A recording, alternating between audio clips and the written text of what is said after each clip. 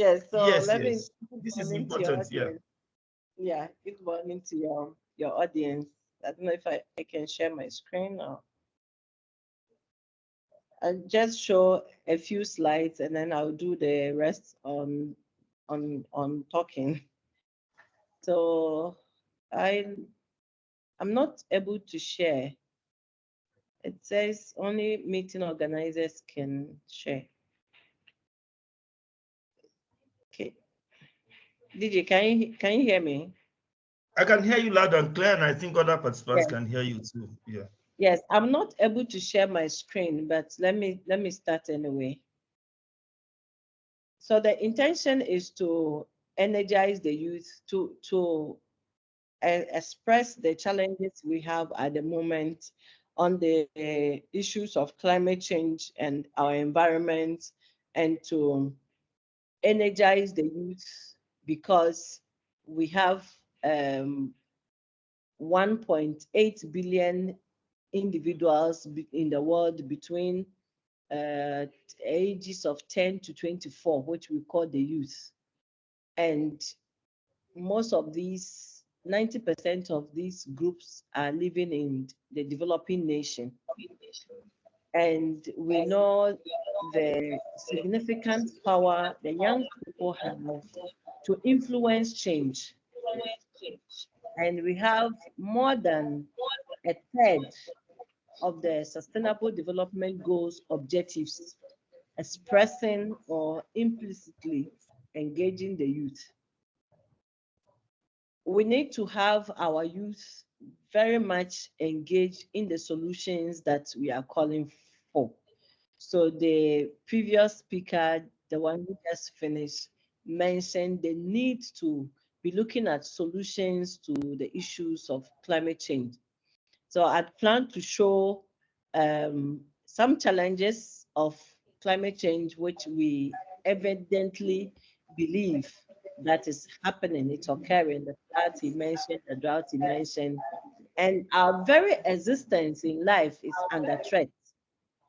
So the youth have the power and they are skillful with the innovation to support the solution or the discussions on the solutions that we want. Please, Prof, now you can share your screen. Oh, It's that's possible good. now. Thank you. Okay, let me go straight to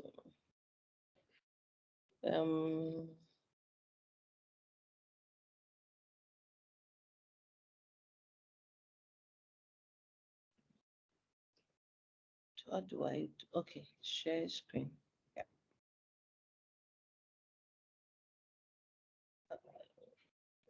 Choose switch window. Yeah, I'm sorry, I'm trying to share entire screen. Oops. Okay. I hope it's this one.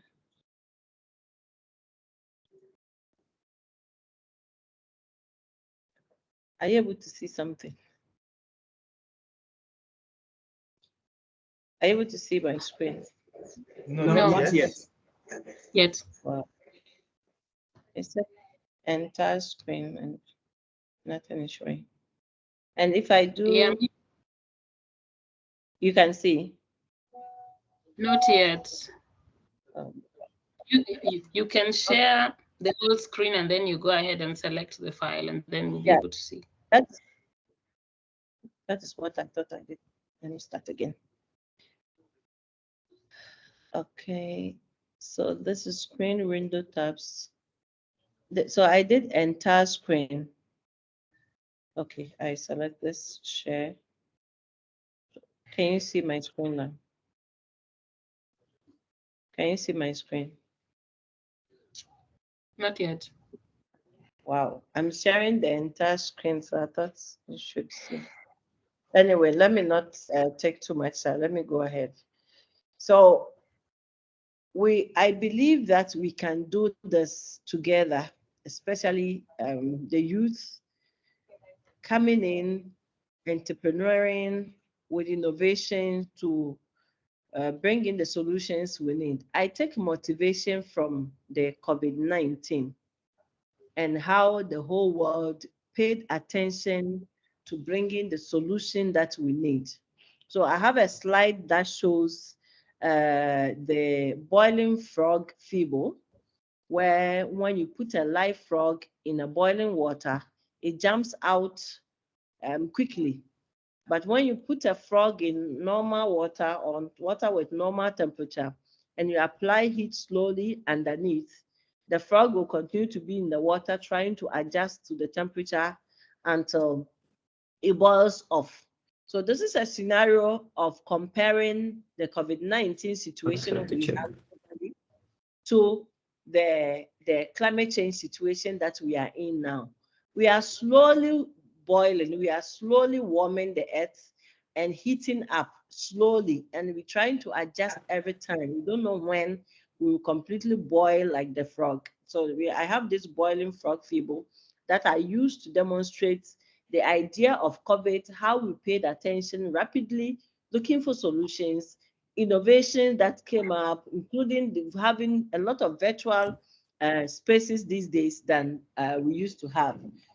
Then comparing it with the attention we are not giving to the issues of climate change. We can have solutions, we can be innovative. So as youth, I am happy with the innovation of the entrepreneurship of this theme of thinking climate and the solution.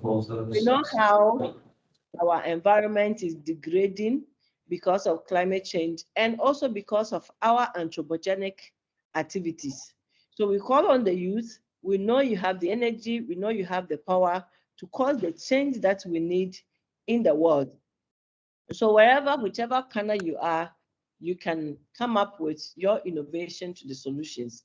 So the plan is knowing what are the issues. We get flooding. What can you do as a youth? What is the innovative ideas you can bring on board? How will this entrepreneurial spirit that is in you, the exuberance in the youth, come up with the solutions to the climate system? We know we have droughts. So during drought, especially where in the developing countries and mostly countries in Africa, where we overly depend on rain-fed agriculture. When we have changes in rainfall, it affects agricultural production. What entrepreneurship ideas can you bring on board? The speaker before me mentioned the electric vehicles that currently it's out. As African youth especially, what can you also contribute to the energy situation that we have? We know most of the greenhouse gas emissions are coming from the energy sector. So we need to mitigate the practices within the energy sector. What are the innovations? We've had several NGOs giving awards for, I remember GAYO, the Green African Youth Organization. I met them in Kenya during the African Week, African Climate Week, giving award to youth that have brought innovative solutions to the climate challenges in their country. And most of them included the energy sector, doing biochar or doing charcoal from our waste, different types of waste and all of that. So I believe that when we target these innovative ways of providing sustainable solutions to energy sector alone, it will be a big contribution to our solution that we're looking for. Transportation is another, of course, big challenge that we have on the climate system. Of course, our agricultural system, food production, so right from the farm to processing of food, we have the greenhouse gas emissions that get emitted from these processes. And we need to have innovative ways to produce food sustainably and not continue to hurt or add to the greenhouse gases in the atmosphere. We are all responsible for the issues of climate change. So I say, if you are benefiting from staying in a house, it means that and land might have been cleared and you have a house to be built on and you are living in a house. If you drive in a car, whether you are the driver, the owner of a driver, or public transport, you have used fossil fuel, which is adding to the greenhouse gas emissions in the atmosphere. So we are all responsible. Of course, there are levels of responsibility or levels of contribution to this challenge of climate change. So that we say the rich are more responsible in their contributions to climate change because they do more or use resources judiciously, and they have the capacity also to adapt. So in terms of individual richness, in terms of country richness or region richness, of course, you can't compare the level of responsibility from Africa to that of Europe or Asia. We contribute less, as the previous speaker mentioned, but then we all are in the challenges together, and so we need to provide solutions. If the solutions come from Africa, the whole world will accept because it's a solution to the challenge. It's a global challenge we are all into. So we want to really depend on the youth, encourage the youth to support this solution process. Talking about the IPCC, and I really wish I can show the screen, it's really not showing. The IPCC is the Intergovernmental Panel on Climate Change. It's the UN body that's the science of climate change and reports same to the world. So IPCC does not do research from scratch on their own. It collects information or the research that has been done and published out there, put them together and inform governments or the world or interested groups on what is the current states, how the future climate is going to be like. So it has 3 working groups. The working group 1 assesses the evidence of climate change. So is it happening? It's not happening. It's going to increase. It will not increase. Rainfall will be normal, not normal, or all of that in the future. It's a responsibility of the working group 1. The working group 2 looks at the impact. So when these effects we have, when the climate system is changing or as it is changing, how will it impact on people, on environment, on animals, on ecosystem, on everything that we do? And how are people able to adapt? What is the level of vulnerability, the adaptive capacity of people or the environment? How resilient is the system to adapt to the impact of climate? The working group 2 assesses literature in that area. Then we have the working group 3 that assesses our contribution to greenhouse gases in the atmosphere and what we can do to limit the contribution. So it's in a way measuring how much we contribute. So our anthropogenic activities or natural activities that add to greenhouse gases and the ways we can actually prevent or reduce the greenhouse gas emission. So all the 3 working groups work together and handshake from time to time in producing the report of the IPCC. This is a 7-year cycle and produces. We are currently in the 7th cycle of the IPCC. It began last year and it has probably 6 years also to go.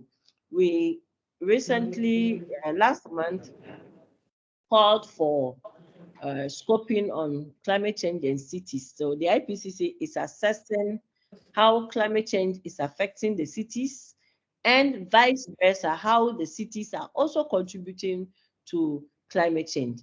So we called for scoping meeting to determine the topics from experts, the topics to write on, and now we have the topics to go through approval from government. Then after that, the IPCC will call for authors to write on these topics. It's important to contribute a lot also from Africa because we don't have, or in the past, we have not had contributions from Africa until the state assessment report where we had a number of Africans contributing, but it's still not enough. We need to tell our story and ask you. And then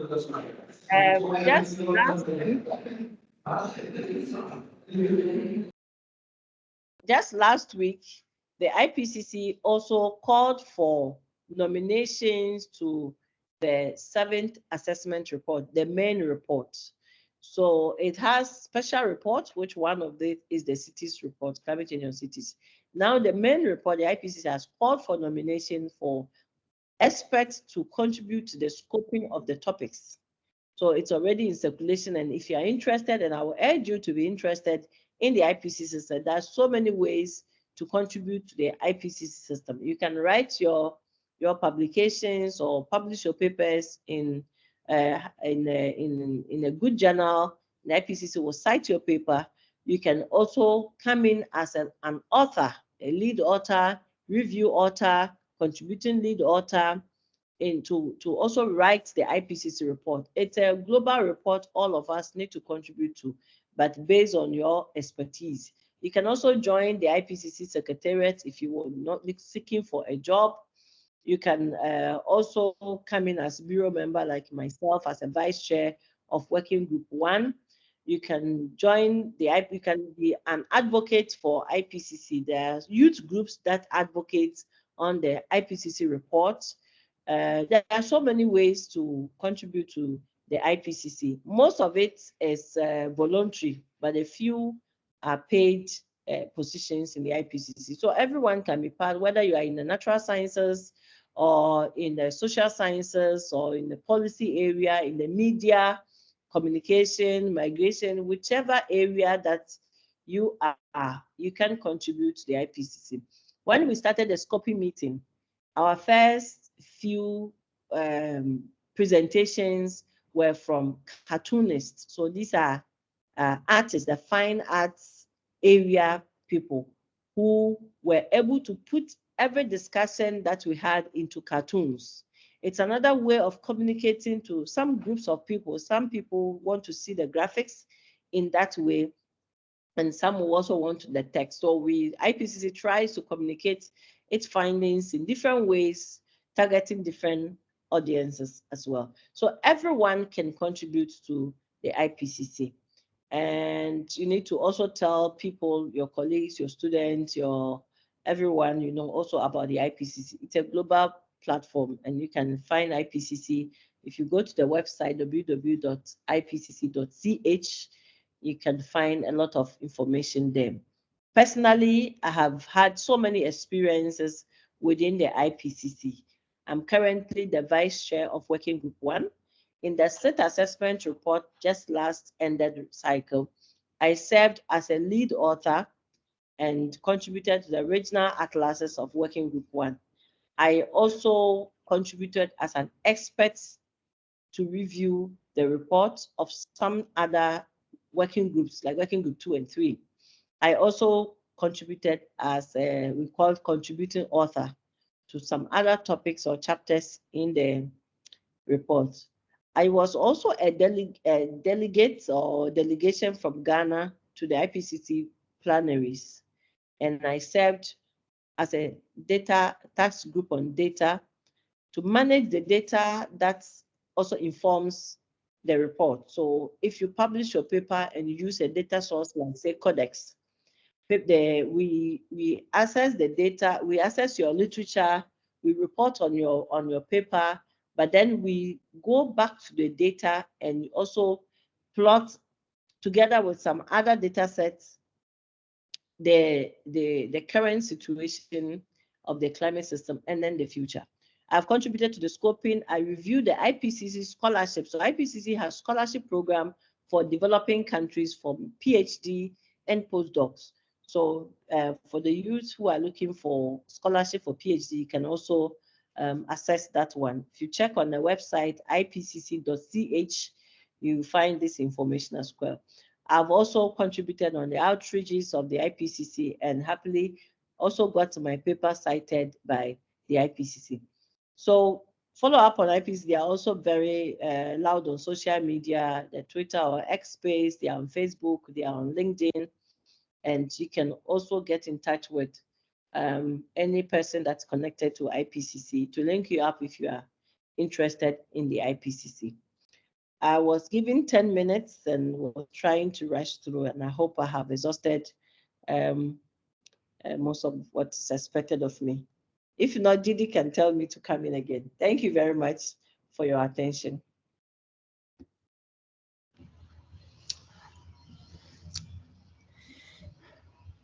Thank you very much, Prof. Thank you very much for that insightful perspective from you. So now we will welcome Dr. Ken Ubea, that is the Capacity